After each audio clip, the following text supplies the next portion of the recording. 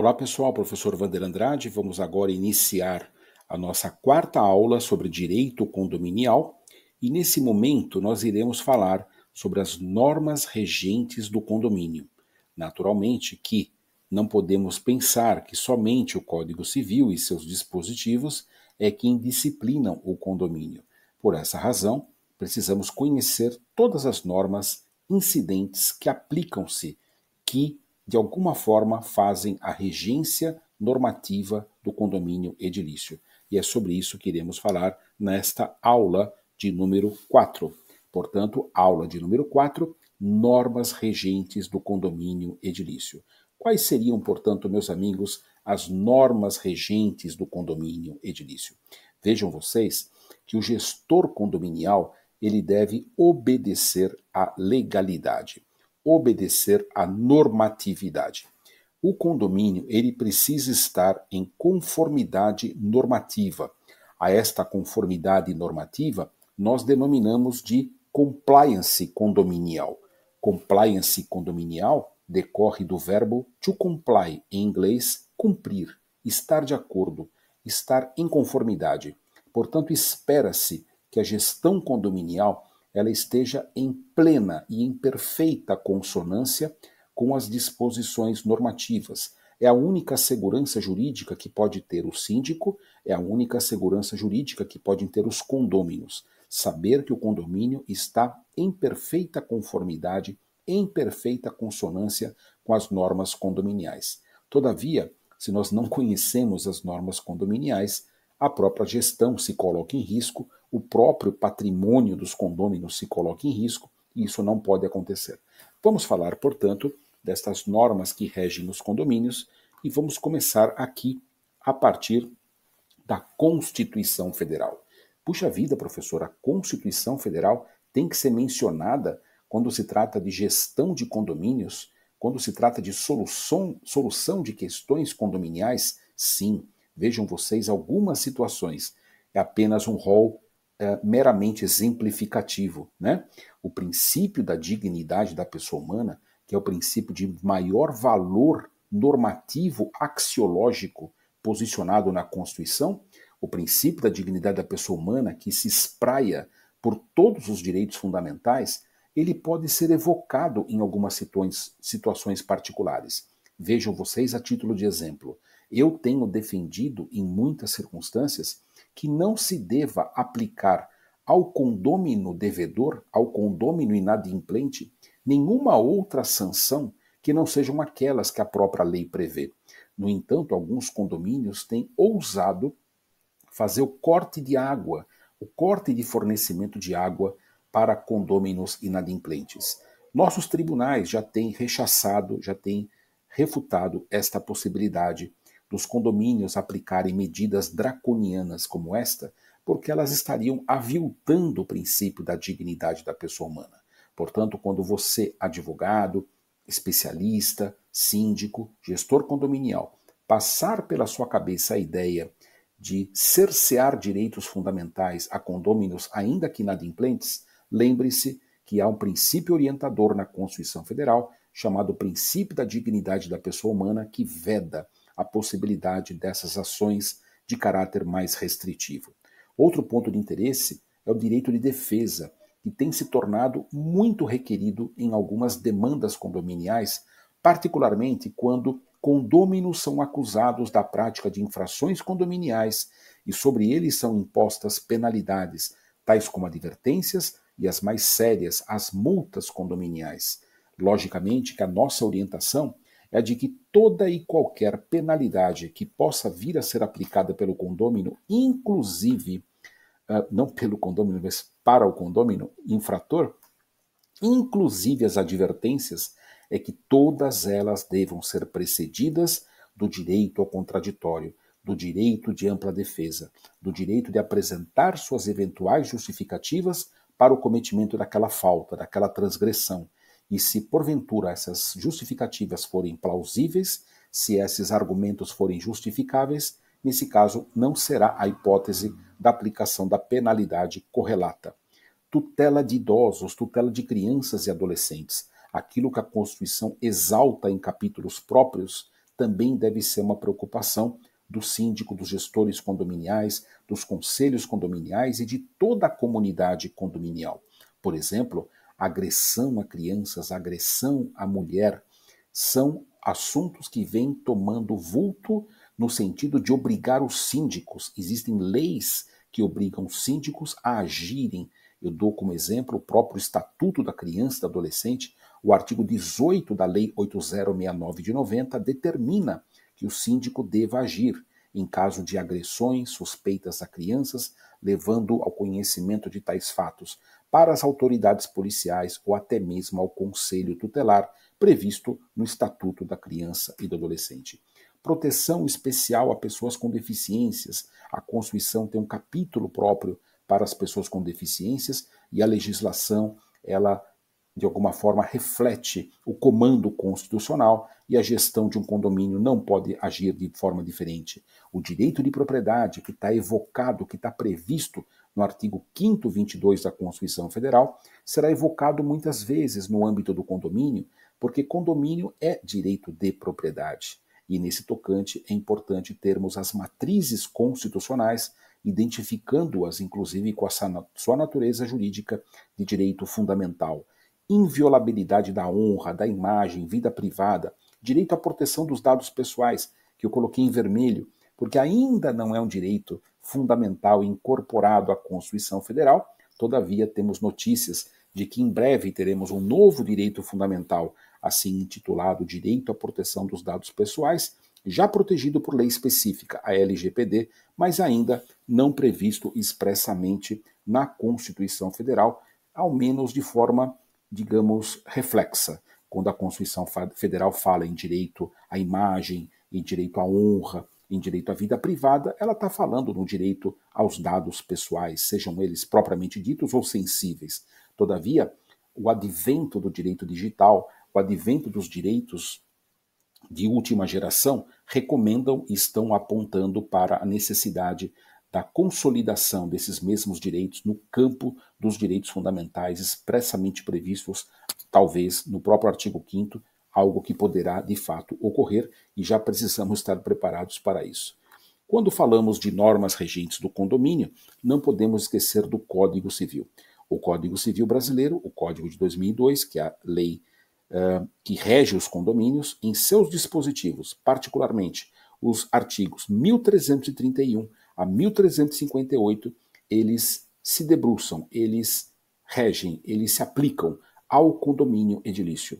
E eles são as normas matriciais mais diretas, mais importantes e mais relevantes, porque, diversamente da Constituição, que vai trabalhar com conceitos mais abertos, com conceitos mais abrangentes, desta feita, não. O Código Civil já vai descer a um nível de detalhe, ao nível do interesse da coletividade condominial, conquanto não desça a um nível mais baixo de detalhamento, que haverá de ser normatizado por outras regras que não o próprio Código Civil.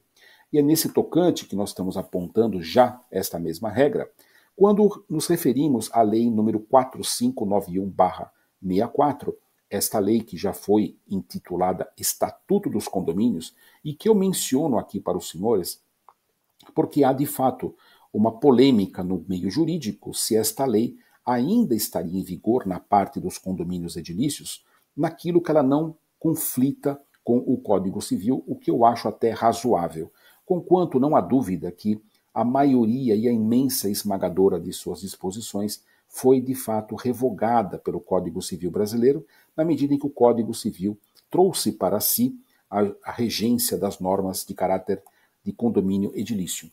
Por outro lado, vamos lembrar que esta Lei 4591/64 continua plenamente em vigor, não no que diz respeito aos condomínios edilícios, mas naquilo que diz respeito à incorporação imobiliária.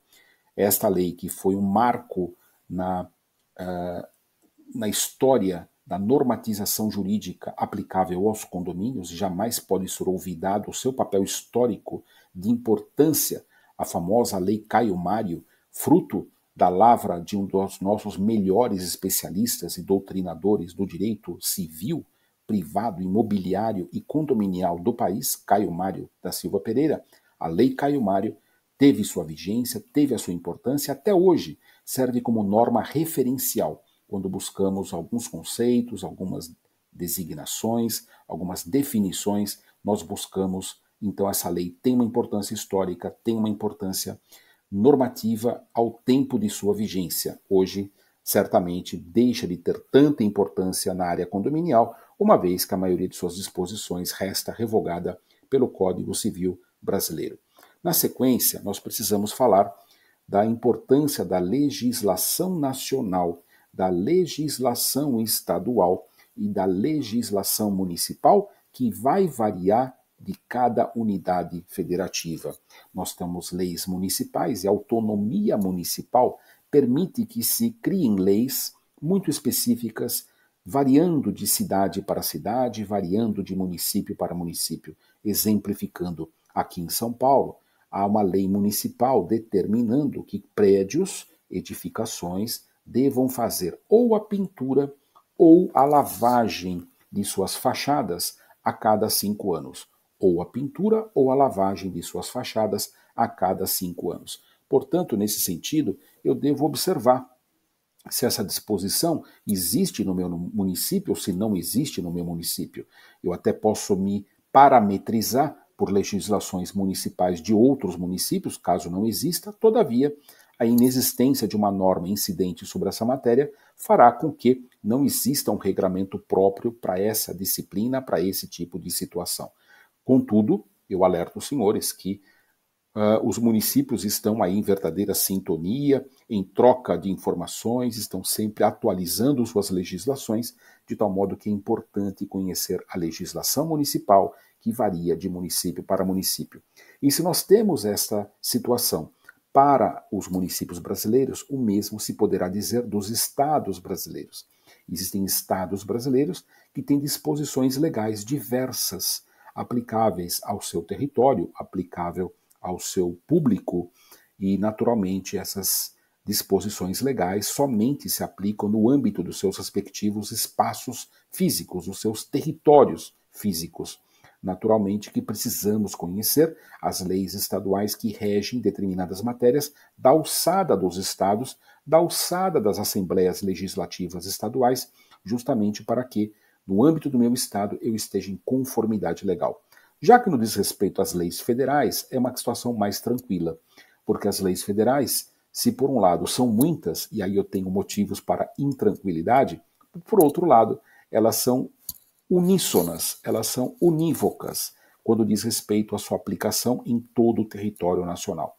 A título de exemplo, eu tenho a própria LGPD, a Lei Geral de Proteção de Dados, que é uma lei federal, eu tenho o Estatuto da Criança e Adolescente, eu tenho o Estatuto do Idoso, eu tenho a Lei Brasileira de Inclusão, eu tenho as normas relativas à acessibilidade. Portanto, percebam, senhores, que as leis federais elas têm esse caráter de aplicação una em todo o território nacional. Então, não é somente conhecer lá o próprio Código Civil, que disciplina os condomínios edilícios, mas também todas as leis municipais, estaduais e federais que podem impactar, direta ou indiretamente, a gestão de condomínios e a situação jurídica de condomínios edilícios. Muito bem, na sequência, o que temos aqui? Temos a convenção de condomínio. E a convenção de condomínio, é importante lembrar que existe uma polêmica na doutrina a respeito da natureza jurídica da convenção do condomínio. Existe uma teoria, digamos, mais antiga, digamos, mais conservadora, que é a teoria contratualista, da qual temos como grande representante o professor Orlando Gomes. Já de outro plano, temos a teoria normativista, endossada por Venosa e por Caio Mário. E há ainda uma teoria eclética que tenta fazer aí uma distinção entre o que viria a ser a convenção de condomínio, sendo ela um contrato ou uma norma. Me parece que a teoria normativista é a mais adequada. Eu tenho a afirmar categoricamente que a convenção de condomínio não é um contrato. E por que não é um contrato? Não é um contrato porque um contrato vincula apenas duas partes, ou mais partes a ele vinculados.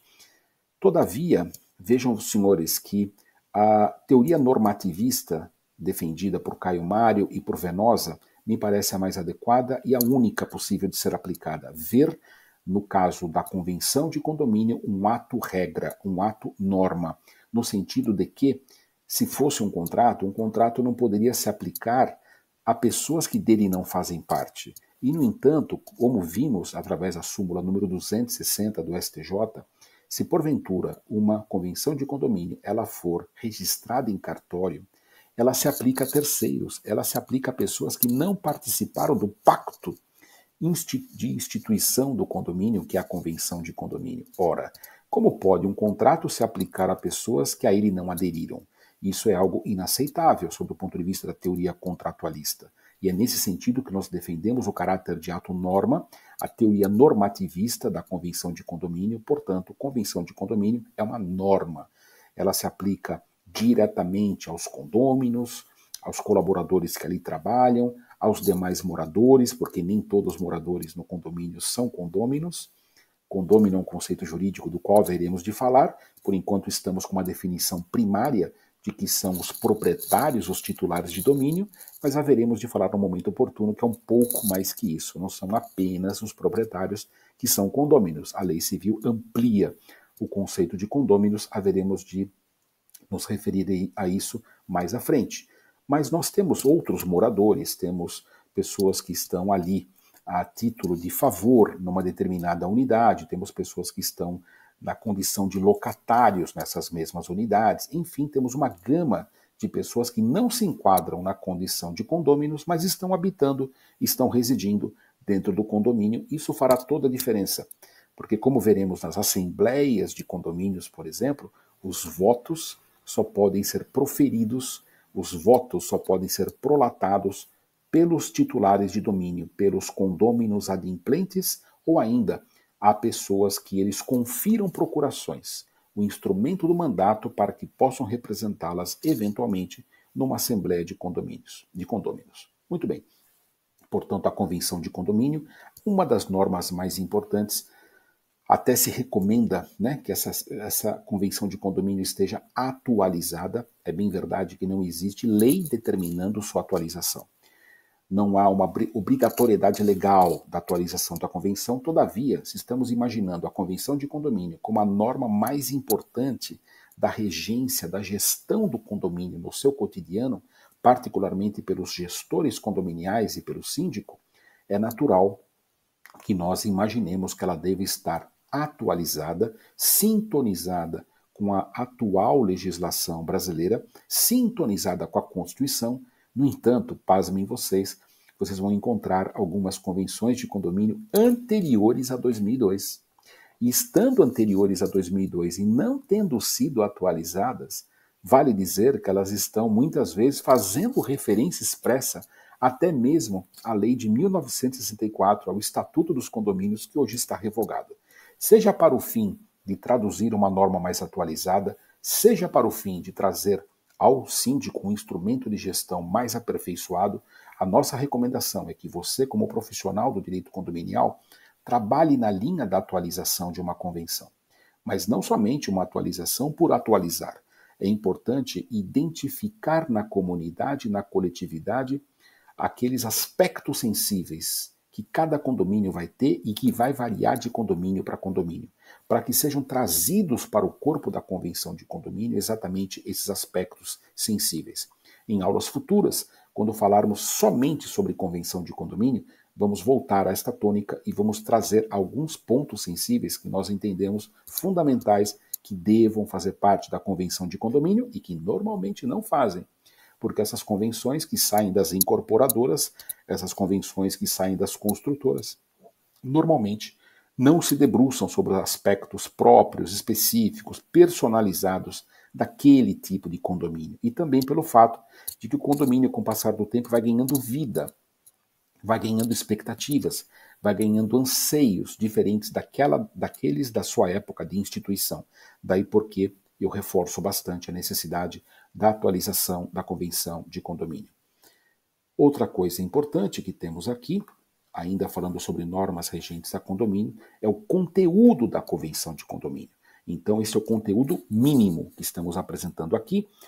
A convenção deve ter denominação do condomínio, o nome do condomínio, a finalidade do condomínio, se ele é residencial, se ele é empresarial, se ele é multifuncional, a especificação das unidades privativas e das áreas comuns, com suas respectivas frações ideais, como se dará a administração do condomínio, a gestão condominial, como serão cobradas, como serão estabelecidas as cotas ordinárias, as cotas extraordinárias condominiais, como serão realizadas, como haverão de ser geridas e efetivadas as assembleias de condomínio, como serão aplicadas as penalidades aos infratores das normas condominiais, como se deve disciplinar as obras, quando poderão funcionar e em que situações, a segurança do condomínio, que deve ser objeto de um capítulo próprio, e o regimento interno, que nós defendemos que não deva fazer parte da convenção, mas deva ser um apartado, deva ser em separado esse regimento, até para que ele possa ter aplicação própria.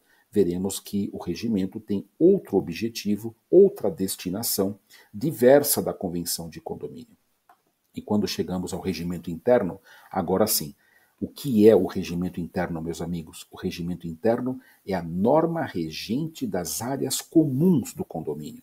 Portanto, quando nós falamos em áreas comuns, nós estamos falando da piscina, estamos falando da quadra de esportes, do salão de festas, da área destinada às churrasqueiras, da biblioteca das crianças, da brinquedoteca, aquilo que o condomínio tiver de área comum. Aquilo que ele tiver de área comum deve estar no regimento e não na convenção de condomínio.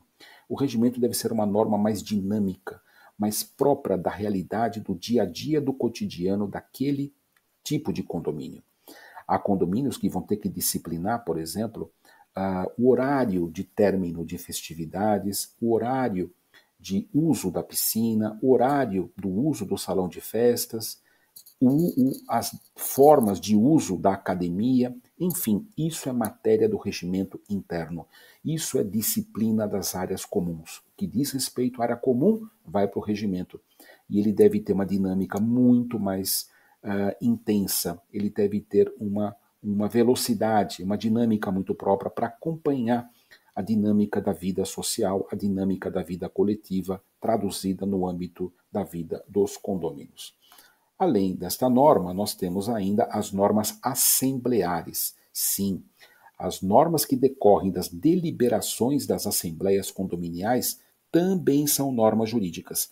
Por essa razão, nós sempre enfatizamos a presença de um advogado nas assembleias de condomínio e a redação das atas de assembleia por um advogado, porque a ata é norma jurídica, em particular quando ela cria deveres, quando ela cria obrigações, quando ela foi fruto da deliberação regulamentar, da vontade expressa dos condôminos, aquilo vira norma jurídica. E é muito importante que nós tenhamos um profissional, um advogado redigindo essas atas de assembleia, particularmente quando são criadas obrigações, quando são obrigados deveres para todos os condôminos, para toda a coletividade condominial. Também temos aqui a apontar as normas da ABNT, as NBR. E aqui uma observação interessante. As normas da ABNT, elas não são leis. Elas são normas feitas pela sociedade civil. Elas são indicadores referenciais de qualidade, indicadores referenciais de eficiência e, como tal, é bem recomendável e importante que elas devam ser observadas, que elas devam ser seguidas, e muitas normas da ABNT refletem diretamente nos condomínios. A título de ilustração, a norma ABNT 16.280 de 2014/2015, que fala das reformas em condomínios, ela deve ser rigorosamente observada, ainda que não seja lei. É bem verdade que o princípio da legalidade, que está inserido na nossa Constituição Federal, no artigo 5º, inciso 2º, diz que ninguém é obrigado a deixar de fazer ou a fazer, senão em virtude de lei. Contudo, há uma pequena confusão. Há pessoas que confundem as NBRs, que são as normas da ABNT, com as NRs. As NRs, elas têm um caráter diferenciado. As NRs são normas regulamentadoras de ordem pública, obrigatórias do Ministério do Trabalho e Emprego, são vinculadas à CLT e leis trabalhistas que normatizam uma série de disposições referentes à segurança do trabalho e saúde.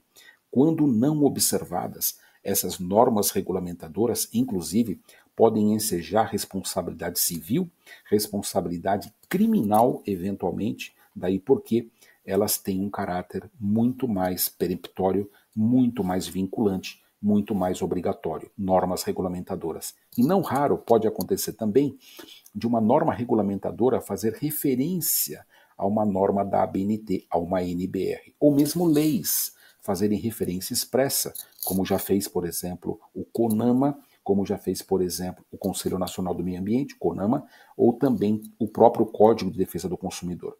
Quando isso ocorrer, quando uma lei fizer referência expressa a uma norma da ABNT, por óbvio que também por via reflexa, essa norma da ABNT fica obrigatória, passa a ser obrigatória, tendo em vista sua fundamentação ou em uma lei ou em uma norma regulamentadora.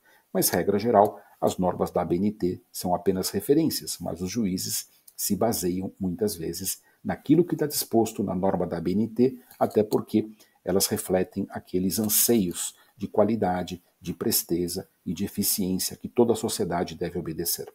Para terminar, nós temos aqui de citar, obviamente, a instituição do condomínio. Diz o artigo 1332 do Código Civil que o condomínio edilício pode ser instituído por ato entre vivos ou testamento, registrado no cartório de registro de imóveis, devendo constar daquele ato, além do disposto em lei especial, a discriminação e a individualização das unidades de propriedade exclusiva, extremadas uma das outras e das partes comuns, a determinação da fração ideal atribuída a cada unidade relativamente ao terreno e partes comuns, o fim a que se destinam. Esse artigo 1332, portanto, ele está falando da convenção de condomínio. A convenção que é o documento que dá origem ao condomínio, que institui o condomínio, que deve ser, segundo o Código Civil, registrado em cartório, que deve ter aqueles mínimos requisitos, o que nós já deduzimos, inclusive, em um material anterior, e que aqui o Código Civil foi até mais econômico em apresentar aspectos obrigatórios, a fração ideal, as definições e as especificações das unidades e o fim a que se destinam. Então, normalmente uma convenção de condomínio, no seu primeiro artigo, ele já diz o nome do condomínio. Qual é o nome do condomínio que ele vai receber, nome este pelo qual ele será identificado na sua região, na sua localidade, naquele município. E a finalidade costuma vir no artigo 2º de uma convenção. É um condomínio residencial? É um condomínio empresarial? É um condomínio multimodal? Isso costuma vir no item finalidade. E vejam que a lei orienta que as convenções não devam olvidar, não devam esquecer esses aspectos fundamentais que toda convenção deve possuir. Perfeito, meus amigos? Nesse tocante, nós aqui apresentamos as normas regentes dos condomínios que começam na Constituição, passam pelo Código Civil, passam pelas leis municipais, estaduais e federais de repercussão ambiental, sanitária, que os condomínios devem obedecer. Passam pela Convenção de Condomínio, passa pelo regimento interno do condomínio, passam pelas normas assembleares, passam pelas normas da ABNT e passam pelas normas regulamentadoras que podem refletir nas próprias normas da ABNT. Vejam vocês que são muitas essas normas. No meu livro, Manual do Síndico Profissional, eu cheguei a fazer uma capitulação, uma anotação de todas as normas da ABNT incidentes sobre condomínios. Aqueles que desejarem o nosso livro, entrem em contato conosco, nós vamos poder disponibilizar este livro que tem um conteúdo mais detalhado a respeito das normas regentes do condomínio. Contudo, saiba, não desconheça quais são essas normas e saiba que muitas delas, e todas elas em parte, também terão aplicação direta na solução de demandas condominiais. Um forte abraço, até o próximo encontro.